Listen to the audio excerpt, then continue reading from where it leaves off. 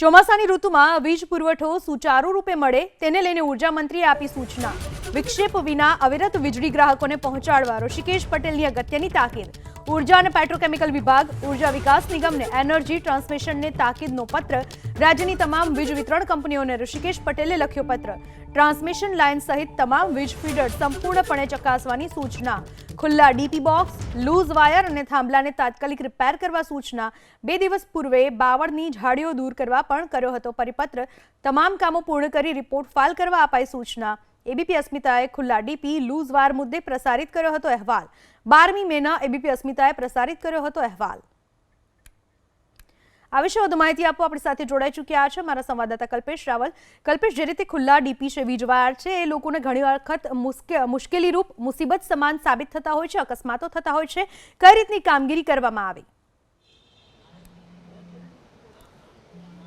પૂનમ, જ્યારે પણ આ પ્રકારની સિઝન હોય છે અને આ પ્રકારના જોખમ હોય છે ત્યારે એબીપી અસ્મિતાએ આ હું તો બોલીશ કાર્યક્રમમાં પણ આ પ્રકારના કિસ્સાઓ બતાવ્યા હતા, એટલા માટે કે સરકારનું ધ્યાન જાય અને કોઈની જે જાનહાનિ થતી હોય તો ટાળી શકાય।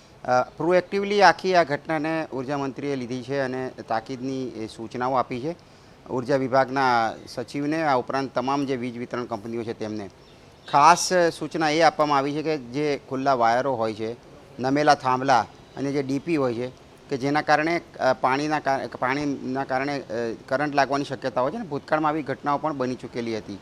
આવું ન થાય એની ખાસ કાળજી રાખવા માટે તમામ વીજ વિતરણ કંપનીઓને જણાવવામાં આવ્યું છે।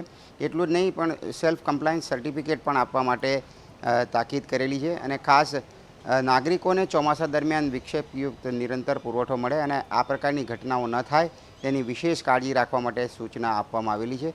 થોડા દિવસ પહેલાં ઉર્જા રાજ્યમંત્રી કૌશિક વેકરિયાએ પણ સંબંધિત જે વીજ કંપનીઓના અધિકારીઓ સાથે પણ બેઠક કરી હતી।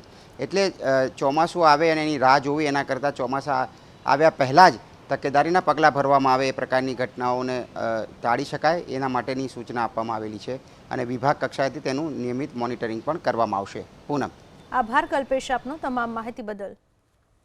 તો ખુલ્લા વીજ વાયરોને અને સાથે ડીપી બોક્સ જે તમામ ખુલ્લા હોય તેની સામે કાર્યવાહી કરવામાં આવી છે અને આ તમામને વ્યવસ્થિત રીતે કરવામાં આવ્યા છે કે જેથી કરીને કોઈ અકસ્માત ના થાય।